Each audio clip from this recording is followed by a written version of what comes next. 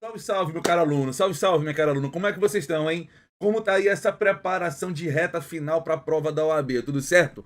Por aqui, ó, Giovanni Magalhães, o seu professor de Direito Empresarial, professor aqui do curso MEG, do MEG OAB, para fazer essa aula aqui de revisão de véspera, para tentar te entregar, para tentar antecipar as questões aí da sua prova. E, cara, olha só, hein? Hoje eu vim de preto, de farda preta, caveira. E para quem é caveira, missão dada é missão cumprida. Então vamos ver o que eu preparei hoje para você, focando aqui de revisão de véspera para sua prova. Olha só. Slide inicial meu aí para lhe apresentar a aula, né? Aula de revisão de véspera do terceiro, do 36º exame de ordem, disciplina de Direito Empresarial, de turma de reta final aqui do MEG OAB comigo, Giovanni Magalhães, seu professor de Direito Empresarial. Vamos nessa. Olha só. Primeira coisa que eu quero tratar e trabalhar com vocês, pessoal, vai dizer respeito à capacidade empresarial. Esse é um tema que sempre despenca em prova, sempre aparece em prova, e eu quero que os senhores, as senhoras e as senhoritas fiquem ligados nele. Primeira coisa importante e digna de nota, você vai ver esse tema dos artigos 972 a 980 do Código Civil. Primeira coisa que eu quero que você perceba, sobre o exercício da empresa por incapaz, que de longe é o principal tema. Primeiro ponto, o incapaz, ele não pode ser empresário individual, mas ele vai poder ser sócio. Veja, por que ele não pode ser considerado empresário individual? Porque o incapaz, ele não inicia o exercício da atividade empresarial justamente por lhe faltar capacidade plena. O artigo 972 do Código Civil, inclusive, mostra isso, que para ser considerado empresário, a pessoa precisa ter capacidade plena exercer atividade empresária sujeita a registro. Como incapaz, ele é incapaz justamente de atuar assumindo direitos e obrigações, ele não pode ser considerado empresário na medida em que ele não conseguiria iniciar o exercício da atividade empresarial. Agora, ele pode ser sócio, bastando que, bastando que ele atenda a 3 requisitos que hoje estão previstos no artigo 974, parágrafo 3º do Código Civil. Quais são esses 3 requisitos? Primeiro, eu preciso estar diante de um incapaz que esteja como sócio na sociedade, devidamente representado ou assistido. Ele assinou o contrato social, devidamente representado ou assistido, a depender do nível da sua incapacidade. 2, é preciso o quê? É preciso que esse incapaz ele não seja nomeado administrador da sociedade, justamente por quê? Porque ele não tem capacidade plena para administrar o seu próprio patrimônio. Como então ele iria administrar o patrimônio de terceiro? Não faz sentido, não cabe aqui. Por isso, ele tem que ser mero sócio. E além disso, terceiro ponto, o que? Ele precisa ter a chamada responsabilidade limitada. Vale dizer, ele precisa estar com o patrimônio pessoal protegido, sem perder bens pessoais por débitos empresariais. E nessa linha, cara, é interessante que você saiba como que funciona a responsabilidade limitada, pelo menos na LTDA e na SA.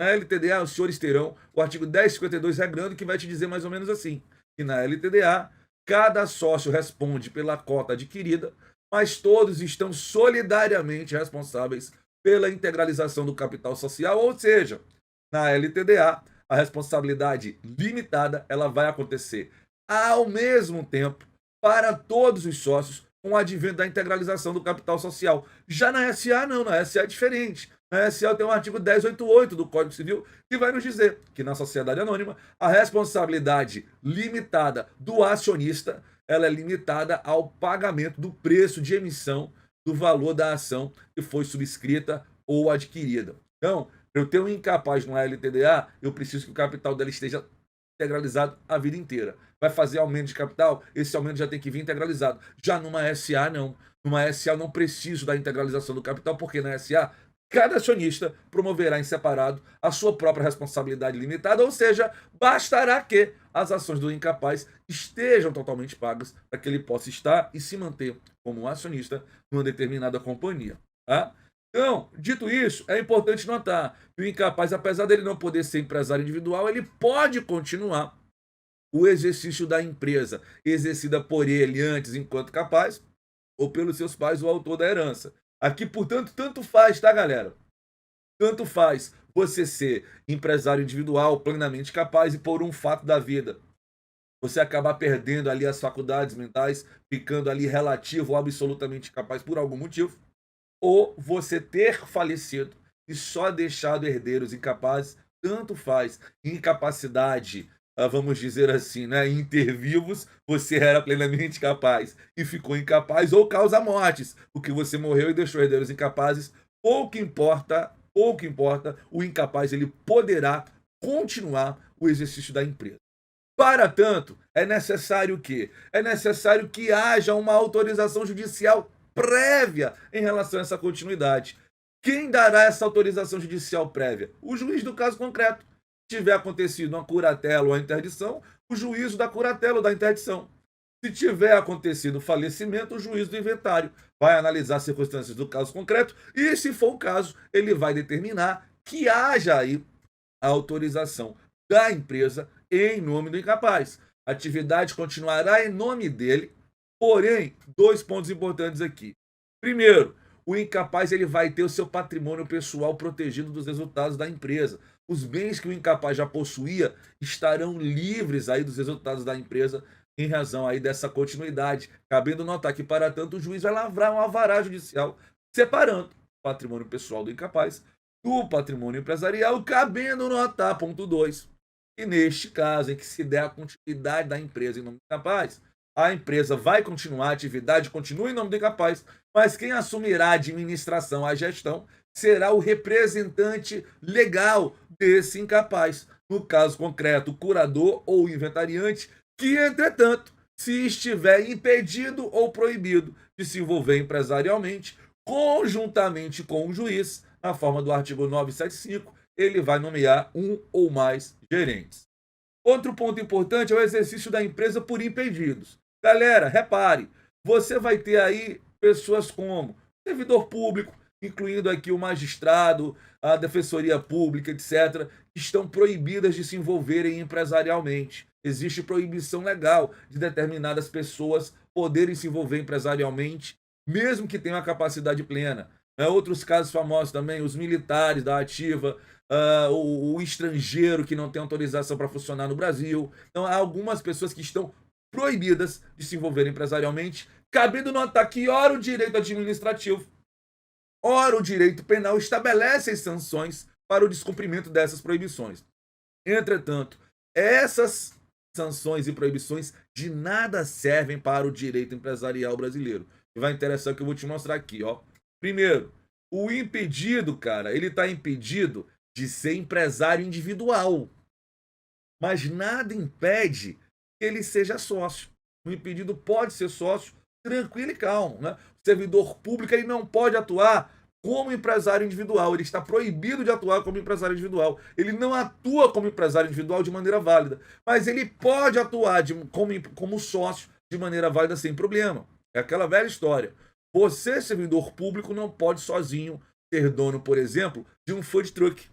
Mas nada impede que você constitua uma sociedade limitada, da qual você seja até majoritário dela, e esta sociedade limitada, a pessoa jurídica, não você, seja a dona, a titular, a proprietária do mesmo food truck. O impedido está impedido de ser empresário individual. Ele não está impedido de ser sócio. E sendo sócio, ele precisa o quê? Analogamente ao que acontece com os incapazes, ele precisa não ser o gestor e ele precisa ter responsabilidade ilimitada, cabendo você não confundir, hein? Já apareceu 2 ou 3 vezes na OAB. Você não pode confundir incapacidade com proibição.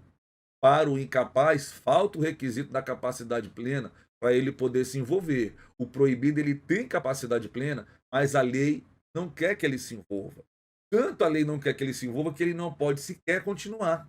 O incapaz ele poderá continuar com a empresa em seu nome, se houver autorização judicial. Não dá, portanto, a confundir.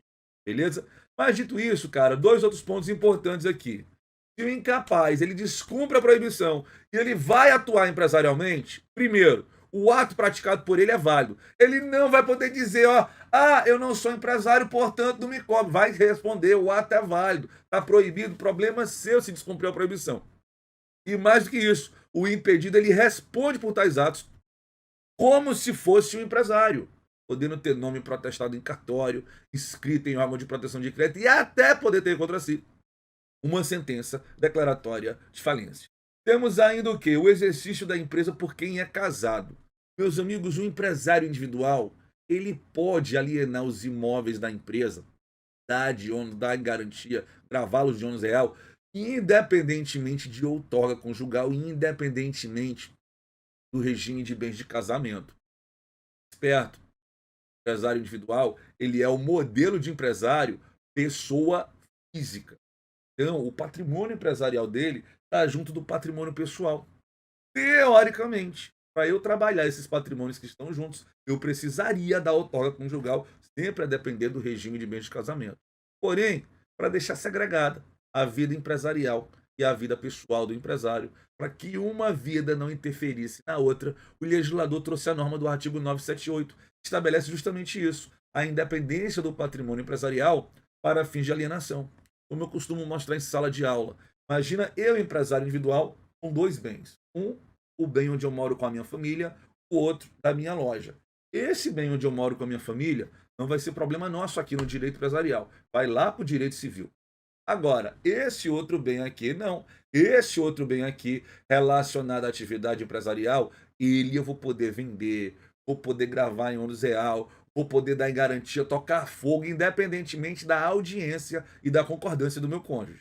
Fique esperto com isso. Cabendo ainda notar o quê? Cabendo ainda notar que o artigo 977 ele vai dizer para nós que os cônjuges podem contratar sociedade entre si ou com terceiros, desde que eles não estejam casados no regime da comunhão universal ou no da separação obrigatória. Se liga, hein? Se liga. O problema são ambos os cônjuges dividirem o mesmo contrato social, sejam eles sozinhos, sejam eles com mais alguém, desde que casados nesse regime de bens aí, a comunhão universal, separação obrigatória. Se tem um cônjuge numa sociedade, tem um cônjuge na outra, não tem nenhum problema aqui, tá? Casado com você, eu estou na comunhão universal. Você está numa sociedade ou noutra, as duas sociedades estão ok. O que não pode é cônjuges casados na comunhão universal ou na separação absoluta, separação obrigatória, dividirem o mesmo contrato social, cabendo você notar que essa norma aqui de cima, está no 977, ela não se aplica a sociedades anônimas, cooperativa e comandita por ações, porque essas três sociedades, elas não são contratuais, elas são estatutárias. Outro ponto importante aqui, cara, o ponto aí relacionado a estabelecimento e trespasse. Que eu quero que os senhores, senhoras e senhoritas fiquem ligados. Primeiro, sobre o estabelecimento. O que não é estabelecimento? Estabelecimento não é uma pessoa jurídica, assim como o estabelecimento ele não é somente um ponto. O estabelecimento ele não é pessoa jurídica, por quê? Para ser pessoa jurídica no direito privado, tem que aparecer no rol taxativo do artigo 44 e lá não há menção a ele. Assim como o estabelecimento ele também não é somente o endereço, ele não é somente o local que o empresário utiliza para atuar no mercado. A base do conceito de estabelecimento está no artigo 1143 do Código Civil, 1142 do Código Civil, que vai dizer o quê? Considera esse estabelecimento o conjunto de bens que o empresário organiza para o exercício da sua empresa. Então, se a gente imaginar que uma transportadora, é estabelecimento para ela não só o local onde o empresário está lá, fechando os fretes, as entregas, os deliveries, não só.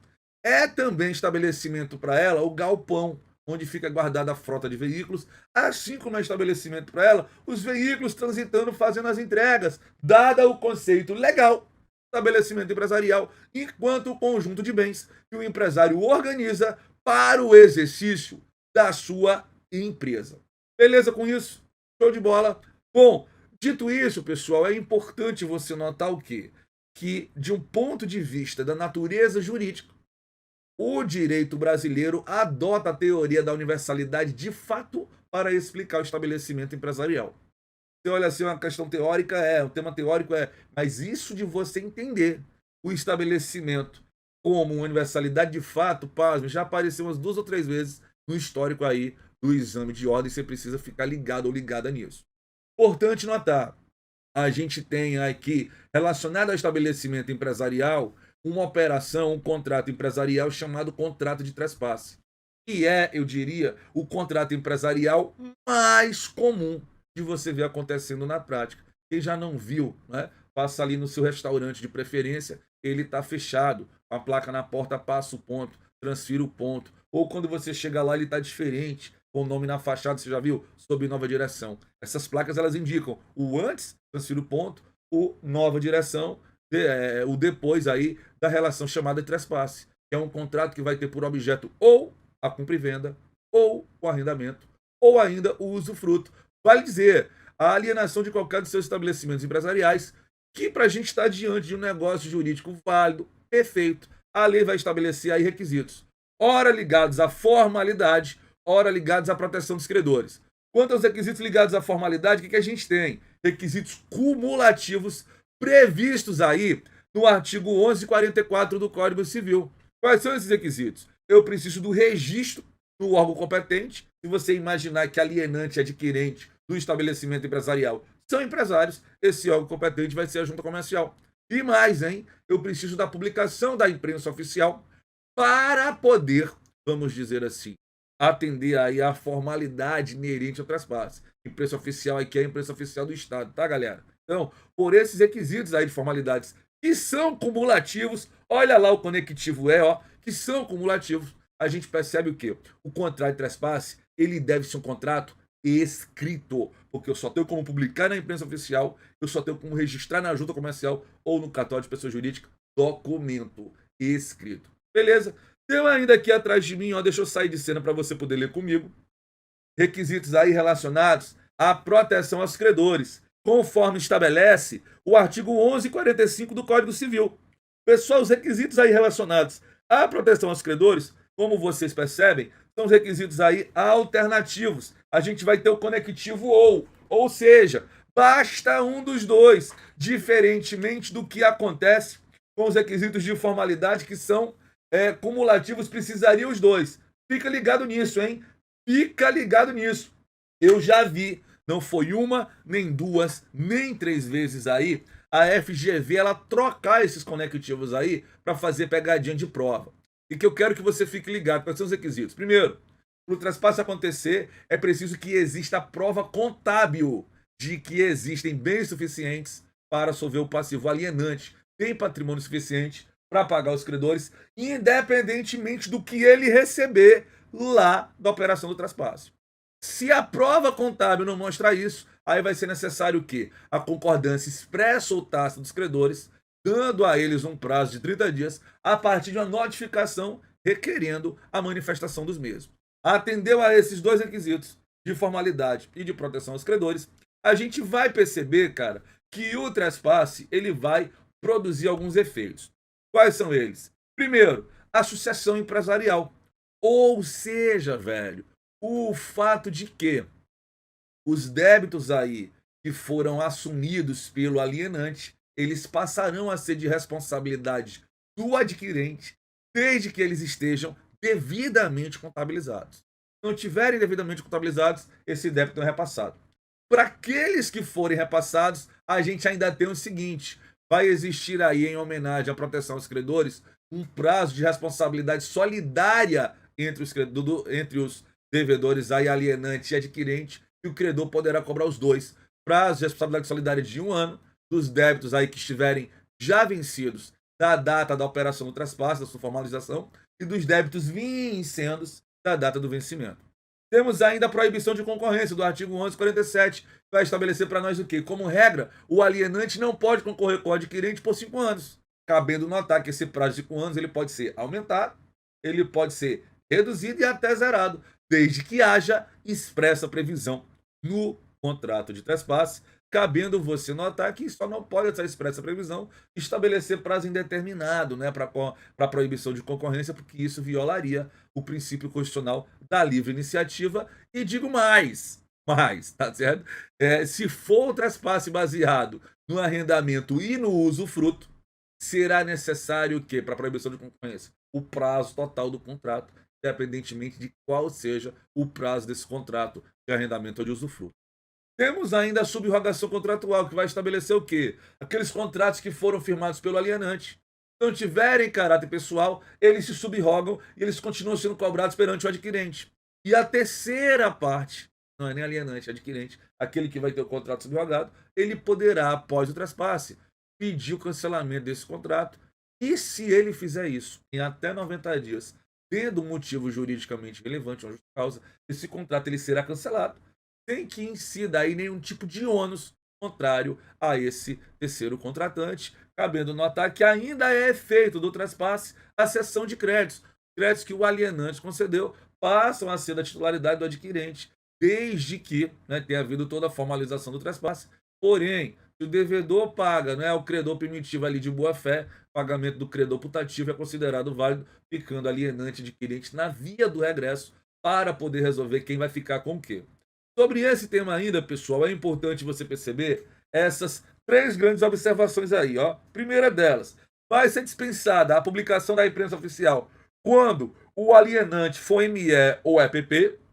Isso porque a Lei Complementar 123, lá nos artigos 70 e 71, dispensa o empresário ME e EPP da publicação de qualquer ato societário. E, meus amigos, o trespasse é genuinamente um ato societário. Além disso, olha só, o descumprimento do artigo 1145 é hipótese de ato de falência em relação ao alienante. E 3, na falência do adquirente, o descumprimento do 1145 é ato de ineficácia objetiva. Eu estou querendo com isso lhe dizer o quê? Que se você realizar o traspasse, sem ter a prova contábil, ter bem suficiente para pagar os credores e nem obter a concordância deles, esse ato por si só é possível de justificar o requerimento e a declaração de sua falência, empresário alienante. E mais, se sua falência for decretada, esse ato é presumidamente fraudulento, tanto é que é descrito como um ato de ineficácia objetiva, podendo você responder, portanto, por uma ação revocatória. E atenção, hein? É revocatória com C de caveira e não com G de Giovanni. Próximo tema importante: títulos de crédito e o Código Civil. Galera, o que eu quero que os senhores percebam aqui comigo? Perceba o seguinte: a gente vai ter dois grandes regimes cambiários em matéria de títulos de crédito. Eu tenho o regime do Código Civil, eu tenho o regime dos títulos em espécie, que se distingue em 3 pontos, pelo menos. Primeiro ponto, a questão da cláusula proibitiva de endosso. Cláusula proibitiva de endosso, como o próprio nome sugere, é a cláusula que proíbe a realização do endosso em um título de crédito. Deste modo, o título de crédito ele irá circular mediante cessão civil. É importante que você perceba, para o Código Civil, considera-se não escrita a proibitiva de endosso. Para os títulos em espécie, a legislação extravagante ela é válida. Eu já te mostrar como é que você usa isso, hein? Mesma coisa, cara, o aval parcial. O aval é uma obrigação cambiária, com assinatura do título de crédito que implica garantia. Aval parcial seria o quê? Seria o título de crédito valer 40 mil reais e eu dar aval apenas em 15 mil reais. Beleza? Código Civil vai dizer, é vedado o aval parcial, a legislação extravagante vai dizer que é permitido.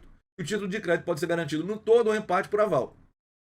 Terceiro ponto, a questão da responsabilidade pelo endosso. Você é credor de um título de crédito que vai se vencer, cara, só lá em dezembro. Hoje, outubro. Está querendo fazer dinheiro com esse título. Você vai buscar um banco, uma factory, enfim, para fazer a troca desse título. Você vai fazer um endosso para essas entidades. Pergunta, você responde por esse endosso? O Código Civil diz não. É salvada a cláusula expressa sentido contrário constante do endosso. Não responde o endossante pelo cumprimento da prestação constante do título. Agora, para as legislações extravagantes, ele vai responder. O que acontece, cara? E que eu quero que você perceba aqui comigo.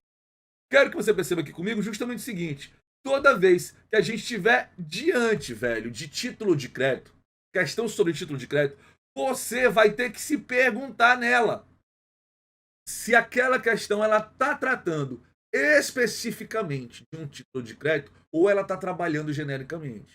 Como eu costumo dizer, questão de título de crédito, prova de OAB, você tem que ler o comando da questão e a alternativa, tudo junto, como se fosse uma frase só.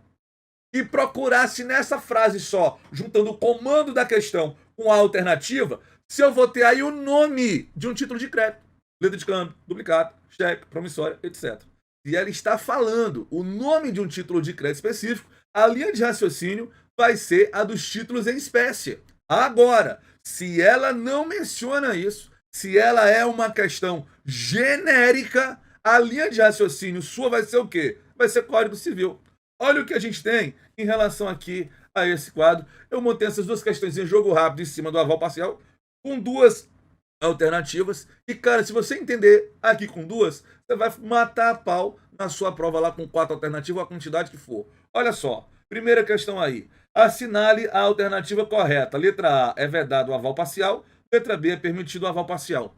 Notem que nessa questão a gente não está mencionando o nome de nenhum título de crédito em espécie. Por não estar mencionando o nome de nenhum título de crédito em espécie, o que acontece aqui? A nossa linha de raciocínio vai ser o quê? Vai ser Código Civil. E para o Código Civil, ó, é vedado o aval parcial. Letra A é o gabarito a ser marcado aqui nessa questão. Agora, deixa eu sair de cena para você ler a segunda comigo. Olha aí, ó. De acordo com a lei do cheque, repare, estou mencionando aí, ó, a lei do cheque. De acordo com a lei do cheque, se eu estou mencionando a lei do cheque, a minha linha de raciocínio vai ser aqui, ó. E para a legislação extravagante, é permitido o aval parcial, tá? Você entendeu, velho, essa diferença aqui? O porquê que a questão 1 é letra A, o porquê que a questão B é letra B? Deu para entender? Questão 1, letra A, questão 2, letra B. Deu para pegar aqui qual foi o motivo? Me responde, hein? Aí no curso mesmo não me procura nas redes sociais, que eu preciso saber se tá tudo ok para você. Se não tiver, você me fala para eu poder te ajudar a entender isso aqui. Isso pode aparecer para você na sua prova com muita força, tá?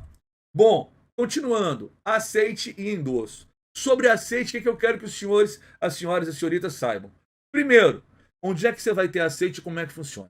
Você vai ter que ter aceite, você pode ter aceite, melhor dizendo, em título de crédito que tenha o sacado. Porque o aceite, galera, é a assinatura do sacado, é a obrigação cambiária do sacado. Onde é que eu vou ter sacado? Na letra de câmbio, na duplicata e no cheque. Do ponto de vista classificatório, eu preciso que você memorize que na letra de câmbio o aceite ele é facultativo, na duplicata, a depender do caso concreto, ele pode ser obrigatório ou presumido, e no cheque o aceite ele é inexistente. Se der tempo, dá uma lidinha lá nos artigos que está mencionado, tá? Mas é fundamental você entender isso. É facultativo na letra de câmbio, a depender do caso concreto, pode ser obrigatório ou presumido, que vai dar praticamente a mesma coisa, né, na prática, e ele é inexistente no cheque. Aliás, é bom que se diga, o banco sacado, ele não pode se obrigar cambiariamente pelo cheque do seu correntista, tá? Você pegar a lei 7357 de 85 para dar uma lida e estudar, você vai ver isso. E é nulo e não se admite, né, nem o aceite, nem o aval por parte do banco sacado. Fique esperto. Bom, a recusa do aceite, galera, ela deve necessariamente ser comprovada mediante o protesto. O protesto aí é o documento, né, o único meio de prova formal e solene de apresentação aí do título de crédito ao devedor e de comprovação que o devedor incidiu em mora, seja porque está inadimplente, seja porque descumpriu alguma prestação prevista no título. Tá? Fique esperto com isso. E o efeito dele vai ser o quê? Vencimento antecipado. O título que ia se vencer só lá no futuro, na data de vencimento prevista do título de crédito, ele se considera vencido agora na data do protesto. Outro ponto importante, aceite parcial. Né? Eu não preciso dar o aceite integral no título. O aceite pode ser dado de maneira parcial, e a doutrina vai classificar o quê? Como aceite limitativo ou quantitativo. Quando o sacado ele alterar o valor do título, a letra de câmbio era R$100.000 e ele coloca lá aceito pagar 50. E o aceite ele é considerado o quê? Modificativo quando você mexe qualquer outra coisa. Quando está dito lá que a praça de pagamento é São Paulo SP e ele coloca que é aceito pagar em Fortaleza, Ceará. Tá? Fiquem espertos porque o aceite parcial ele pode acontecer, porém é interessante notar que o sacado ele responde nos limites do aceite, nos termos específicos dados por ele, é que vai valer o seu próprio aceite. Isso porque o aceite ele é puro e simples. E mais do que isso, é importante você notar, o aceite parcial ele não deixa de ser uma recusa parcial, que poderá, portanto, ser comprovada mediante o protesto e que ocasionará aí o vencimento antecipal do original perante os demais co-obrigados do título de crédito. Isso porque, volto a insistir, o aceite ele é puro e simples. Quanto ao endosso, é importante você notar, o endosso é outra obrigação cambiária. Assinatura feita aí em título de crédito para quê? Para implicar em transferência do título. No endosso eu quero que você saiba primeiro, eu tenho dois tipos de endosso, endosso em preto e endosso em branco. A diferença deles, como você percebe aí, no endosso em preto, o endossante, que é a pessoa que está realizando o endosso, ele indica o endossatário, vale dizer, a pessoa para quem o endosso está sendo realizado, a pessoa para quem o título vai ser entregue. Já no endosso em branco, não há essa indicação. Tá? O endossante, ele não afirma para quem ele está passando esse título de crédito. Qual é a relevância de eu saber os tipos de endosso? A relevância está no modo de transferência de um título de crédito que você recebeu por endosso. Se você recebeu um título por endosso, só realizando um novo endosso, caso o endosso seja em preto, você poderá transferir esse título de crédito para alguém. Agora, se o endosso for em branco, não. Abre-se um leque. Você pode fazer esse título circular ao portador, por mera entrega. Você pode transformar esse endosso em branco em endosso em preto, colocando o seu próprio nome para aí você transferir o título, ou colocando logo o nome da outra pessoa, e aí você sem assinar, você não assume obrigação nenhuma, ou realizando um novo endosso. Sobre modalidades, duas modalidades, galera. Primeira delas, a modalidade da regra geral do endosso próprio ou translativo. É aquela modalidade em que você transfere o título e o crédito e comumente o endossante ele passa a ser mais um devedor daquele título de crédito, tá? Vamos ver aqui isso aqui, ó, sobre o endosso próprio translativo. Nós temos aí a súmula 475, que é importante de você conhecer. Responde por danos decorrentes do protesto indevido o endossatário que recebe por endosso translativo título de crédito contendo vício formal extrínseco ou intrínseco, ficando ressalvado seu direito de regresso contra os endossantes e respectivos avalistas. Beleza com isso? Tranquilo com isso? Show de bola até aqui? Bom, seguindo viagem, galera, olha aí, endosso impróprio. O que acontece, cara? Endosso impróprio, a gente só transfere o título. O crédito permanece com o endossante. E permanecendo com o endossante, a gente vai ter o quê? O endossatário, ele é o portador, ele vai atuar com o título de crédito, posteriormente ele tem que prestar contas com o endossante. Duas modalidades de endosso impróprio. O endosso mandato, aquele que é feito para efeito de cobrança, e o endosso calção para efeito de garantia. Você quer dar uma garantia, uma obrigação contratual que você vai assumir, você pode fazer garantia real, fidejussória, ou através do endosso calção. Sempre importante notar, o portador ele pode exercer todos os direitos aí emergentes do título, porém, se ele for fazer um endosso, ele só pode endossar na condição de procurador, ele só pode realizar um novo endosso mandato, mesmo ele sendo endossatário de endosso calção.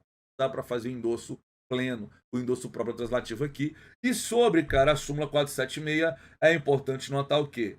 O endossatário de um título de crédito por endosso mandato só responde por danos decorrentes do protesto indevido se extrapolar poderes de mandatário. Quando o endosso ele é translativo ou próprio, o endossatário responde quando há vícios ali formais em relação ao título. No endosso impróprio, não. Ele só responde extrapolar os poderes do mandatário. Quinto tema que eu separei para vocês, quadro geral de credores. Galera, para você entender o quadro geral de credores, eu preciso que você saiba algo. Para você estar em um processo de falência, das duas uma. Ou você é credor da massa falida, ou você vai ser credor do falido. Qual é a diferença? Para você ser credor da massa falida, a origem do seu crédito ela se dá de maneira posterior aí à decretação da falência. E veja, eu estou falando de origem, velho. Não estou falando de vencimento. A origem, o crédito já surge perante a massa falida, porque ele já surge depois da sentença declaratória de falência. Nessa linha, esse crédito ele vai ser inserido no quadro geral de credores mediante simples inscrição. Agora, você vai ser titular de um crédito que a lei vai chamar de crédito extraconcursal, que aparece no artigo 84 da lei. Já o credor do falido, não. O credor do falido, ele tem origem anterior, o crédito dele tem origem anterior à data da sentença declaratória de falência. E atenção, hein? Muita atenção aqui. Mesmo que o vencimento se dê depois da declaração da falência, esse crédito continua sendo crédito considerado do falido, porque a obrigação, a origem do crédito surgiu perante ele. Nessa linha, esse crédito ele vai ser inserido mediante procedimento de verificação ou de habilitação de créditos, cabendo ainda notar que, se for tributo, ele vai ser inserido mediante o incidente de classificação do crédito público, e nós estaríamos diante aqui de créditos do tipo concursais mencionados no artigo 83 da Lei 11.101. Galera, trago aqui para você o quadro geral de credores. Vou sair, inclusive, de cena um pouquinho. Na medida em que eu saio de cena aqui, eu faço print dessa imagem, grave ela, guarde ela para você, grave aí as informações, a sequência de cada um desses artigos aí, 84 e 83. Pessoal, é tema clássico em prova de OAB. Quem é que eu pago primeiro? Quem é que eu pago depois? É o administrador judicial ou é o trabalhista? É a garantia real ou é o tributo? É o quirografário ou é o subordinado? Quem que eu pago primeiro? Nós temos uma regrinha, galera, para poder trabalhar pagamento. Primeira regra, galera. Fique esperto. Primeira regra. Cara, entre o credor do artigo 84 e o crédito do artigo 83, a gente paga primeiro o 84 para depois pagar o artigo 83. Tá? Paga-se primeiro o 84 para depois pagar o 83. Essa é a linha. Entre o crédito aí da coluna de lá com a coluna de cá, paga a coluna de lá primeiro para depois pagar a coluna de cá. E, cara, dentro do artigo, o pagamento vai se dar, ó, inciso por inciso. Tá? Dentro do artigo, o pagamento ele acontece inciso por inciso. Como assim? Eu só pago o inciso 2, depois que eu pagar o inciso 1, eu só pago o inciso 3, depois que eu pagar o inciso 2, e assim sucessivamente. Fiquem ligados com isso. Próximo tema, pessoal, pedido de recuperação judicial. Eu quero que os senhores saibam, primeiro, quais são os requisitos. 4 requisitos cumulativos previstos no artigo 48 da Lei 11.101. O primeiro requisito é: o empresário ele precisa estar em exercício regular há mais de 2 anos, cabendo notar que nós temos formas específicas para definir esse prazo de contagem para o pessoal do agronegócio. E o rural ele já está registrado inicialmente na junta comercial, esse prazo de 2 anos de regularidade vai ser contado do registro da junta. Agora, se ele primeiro formaliza em outro canto e depois ele vai para a junta comercial, aí a gente tem que olhar o quê? Se é um rural pessoa física, esses 2 anos eles vão serem contados da primeira entrega tempestiva cumulativa, do livro caixa digital do produtor rural, da declaração do imposto de renda pessoa física e do balanço patrimonial. Entrega tempestiva, tá? É a primeira entrega tempestiva. Se você entregou fora do prazo da legislação tributária a primeira, eu vou ter que contar a segunda, que foi entregue do prazo correto. Já para a pessoa jurídica, é da entrega da SF, a escrituração contábil e fiscal. Além disso, esse devedor ele não pode ser declarado falido ou não está sofrendo os efeitos da falência. Vale dizer, a recuperação judicial ela tem natureza sempre preventiva. A ideia é evitar que aconteça a declaração de falência ou uma nova declaração de falência. Mais do que isso, eu já tive uma recuperação judicial anterior, eu posso até pensar numa nova, desde que eu espere um determinado lapso temporal chamado pela doutrina de período de desincompatibilização da recuperação judicial anterior. Para uma nova recuperação judicial, eu tenho que esperar, no mínimo, 5 anos contados da data da concessão, data da decisão do juiz, concedeu a recuperação judicial, e data da petição inicial pedindo uma nova, precisa ser distante uma da outra de pelo menos 5 anos. E não ter sofrido condenação por crime falimentar, seja o empresário individual, seja os sócios majoritários ou administradores das sociedades. Quanto aos procedimentos, galera, a gente tem recuperação judicial comum ou ordinária, que é a regra geral da recuperação. Qualquer devedor sujeito à lei pode pleitear recuperação judicial. Agora, sempre a gente teve também o procedimento de recuperação judicial especial, inicialmente pensado apenas para o empresário ME ou EPP. cara que era, galera, ME e EPP, ele podia escolher. Ele fazia essa escolha na petição inicial, mostrando, ó, eu sou ME e EPP, tá aqui a prova, o documento, e eu quero ir para recuperação especial. Então ele tinha direito a esse procedimento alternativo facultado de recuperação judicial, a recuperação especial, que era restrita ao empresário ME ou EPP. Agora, com a reforma, a gente vê o quê? Que o rural também pode pleitear a recuperação especial. Antes o rural só podia pleitear se ele fosse ME ou EPP. Agora não. Agora o rural pode pleitear independentemente disso. Basta o quê? Em conformidade com o artigo 70, letra A, que o valor da causa do produtor rural seja de até 4.800.000. Nesses termos, nesse limite, é possível, vamos dizer assim, o produtor rural vir para a recuperação especial, mesmo que ele não esteja enquadrado como ME, como EPP. Galera, aqui eu trago para você um tema forte para aparecer em prova. Novidade trazida aí pela reforma à recuperação judicial, a consolidação da recuperação, que pode se dar na via processual, na via substancial. É importante você memorizar as características que a consolidação processual tem, as características que a consolidação substancial tem. Estou vendo na sua prova sobre a consolidação processual, marque a alternativa correta. Aí eu meto para você 3 características da substancial, uma correta da processual para você responder. Vale a pena você examinar aqui comigo. Vem comigo, olha só. Deixa o quadro só para vocês aí, ó. Consolidação processual primeiro, galera. O que é isso? Ela vai se dar por vontade das partes. Como assim? Os devedores aí que forem integrantes de um mesmo grupo econômico, eles têm hoje a estratégia de ou pedir a recuperação isoladamente falando, ou pedir a recuperação em consolidação processual, fazendo um litisconsórcio aí entre os vários devedores previstos, né, que fazem parte de um mesmo grupo econômico. Porém, é importante ressaltar, cada devedor desse vai provar de maneira isolada os requisitos que a gente viu no slide anterior. Bem por isso, galera, o que acontece? Na consolidação processual, a gente nota uma independência dos seus devedores ativos e passivos. Vale dizer, eles estão lá no mesmo processo social, mas eu continuo respeitando a existência distinta, a autonomia patrimonial e a individualidade de cada uma dessas pessoas jurídicas. Bem por isso, eu vou ter que ter meio de recuperação independente específico. Cada sociedade vai ter o seu meio de recuperação, separadamente falando. Por isso é que a ideia é que cada sociedade tenha o seu próprio plano, cabendo você notar o quê? Que na consolidação processual é admitido apenas, é uma faculdade, não há uma necessidade de o plano de recuperação judicial ser apresentado de maneira única num só volume. E, cara, se isso acontecer, eu tenho que ter lá segregadamente, separadamente, o que é recuperação da pessoa jurídica A, o que é recuperação da pessoa jurídica B, o que é recuperação da pessoa jurídica C, dada a independência.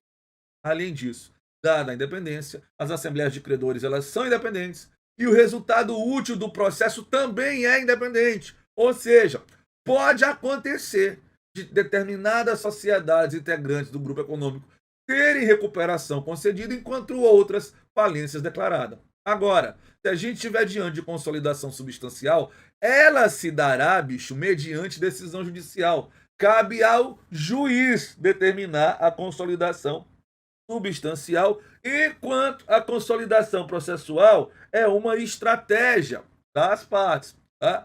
E aí, se o juiz determinar a consolidação substancial, o efeito prático é justamente o quê? Os devedores, seus ativos e passivos vão ser tratados como um devedor único. Vale dizer, na consolidação substancial, essa autonomia patrimonial, essa existência distinta, essa individualidade ela é mitigada, já que eu vou tratar todo mundo como se fosse um mesmo devedor. É por isso que os meios de recuperação são os mesmos para todo mundo aí. Tá? Eu não vou fazer recuperação específica para cada sociedade. É um geralzão, meio de recuperação dependente de gerais.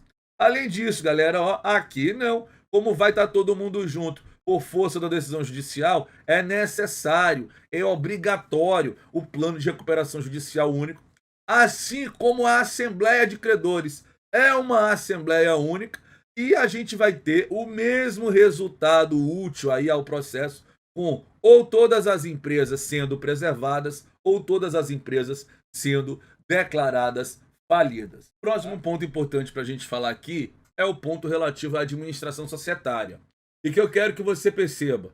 Primeiro, olhando para a sociedade limitada, a gente vai adotar o chamado princípio da heteroorganicidade, ou seja, você não precisa ser sócio para ser nomeado gestor, para ser nomeado administrador da sociedade limitada. É possível nomear um terceiro não sócio sem nenhum problema na forma do artigo 1061 do Código Civil.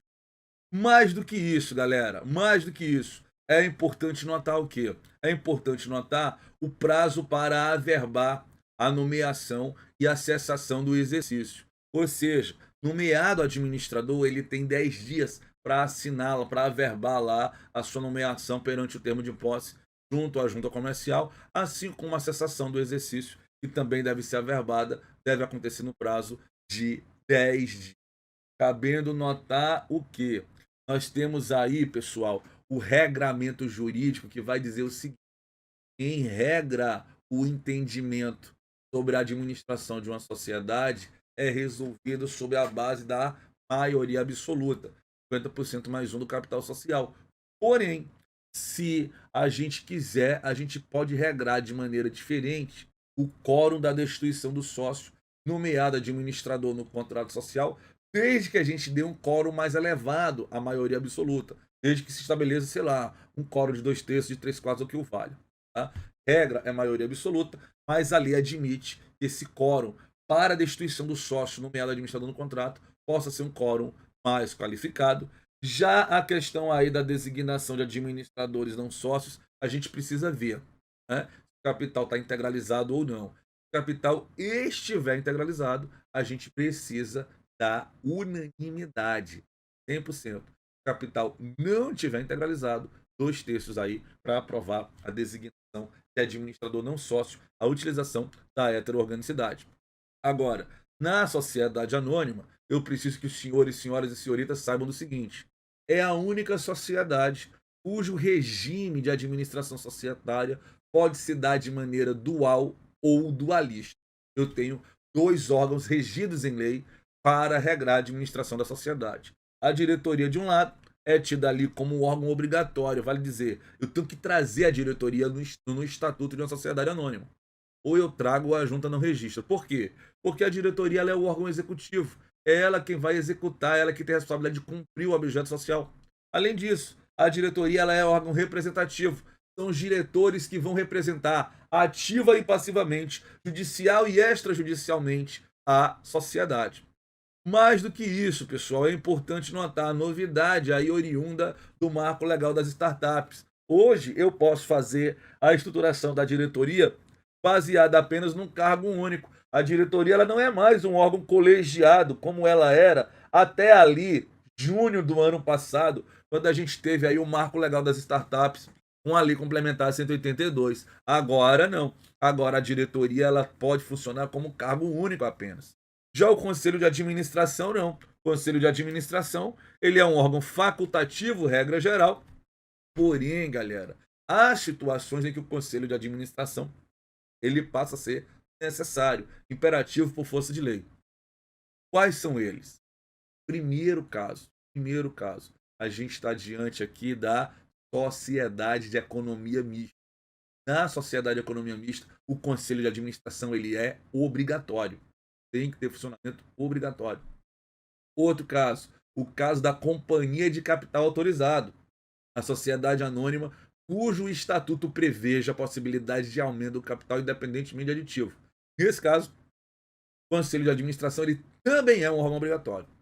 É órgão obrigatório também aonde? Nas companhias abertas, sociedades anônimas que vão atuar perante a Bolsa de Valores. E mais recentemente, é importante notar que ele também passa a ser obrigatório na SAF, na Sociedade Anônima de Futebol, trazida aí com a Lei 14.193 de 2021. Aliás, apareceu questão sobre SAF na sua prova, hein? Fique perto com isso. E, cara, além disso, o Conselho de Administração ele é um órgão que detém um poder político. apesar de ser um órgão da administração, ele tem capacidade decisória. Determinados temas são entregues ao conselho de administração para eles resolverem. Afinal de contas, o conselho de administração cabe a ele fixar as orientações gerais de funcionamento da companhia, cabendo notar que necessariamente ele será um colegiado, já que a Lei 6404 estabelece que o número mínimo do conselho de administração é de 3 membros, podendo 1/3 dos membros do conselho de administração serem nomeados para a diretoria, cabendo ainda notar o quê? Que se nós estivermos diante de uma companhia aberta, em que tenha a mesma pessoa funcionando no conselho de administração e na diretoria, essa mesma pessoa ela não pode ao mesmo tempo ser diretor-presidente e presidente do conselho de administração. Beleza com isso? Para a gente chegando já quase ao nosso final, é importante você notar algumas atualidades legislativas. A primeira a gente estava quase que falando agora há pouco, né, da SAF, a lei da SAF, a lei 14.193. E que eu quero que você saiba dela. Primeiro, a associação que desenvolva atividade futebolística, ela pode assumir natureza empresarial. Galera, lá no direito civil, os senhores estudam que a associação é uma pessoa jurídica não empresarial e, portanto, seu registro original é no cartório de pessoa jurídica. Porém, a lei da SAF, visando empresarializar o futebol, ela trouxe essa alternativa. Se a minha associação é uma associação desportiva, é uma associação atlética, e, cara, o único time profissional que eu tenho é de futebol, eu posso fazer a migração de registro do cartório de pessoa jurídica para a junta comercial, para fins de quê? Para fins de atribuir natureza empresarial a esta determinada associação. Quando o clube de futebol tem outros times, aí a gente vai surgir, onde vai surgir a chamada SAF. Outros times, eu falo de outros esportes. Eu tenho time profissional de futebol, mas também eu tenho de vôlei, de basquete, etc. A gente segrega o departamento desportivo. O que não é futebol fica no clube e vai continuar registrado no cartório de pessoa jurídica. E o futebol segregado é entregue a uma nova pessoa jurídica, a chamada SAF, Sociedade Anônima do Futebol. E para a SAF, olha aí a observação, na SAF, o Conselho de Administração, como a gente falou agora há pouco, e o Conselho Fiscal são órgãos de existência obrigatória e funcionamento permanente. Outra legislação, galera, que trouxe grandes novidades para o direito empresarial foi a Lei de Melhoria do Ambiente de Negócios, que é a Lei 14.195, de 26 de agosto de 2021. Para sua prova de OAB, agora preparatório do 36º exame, 3 temas eu acho que é importante você saber. Primeiro deles, olha só, a gente teve aí a transformação automática das EIRELIs em sociedades unipessoais. Vale dizer, eu não tenho mais EIRELI, todas as EIRELIs elas foram transformadas automaticamente em limitadas unipessoais, cabendo notar que a EIRELI foi inclusive revogada.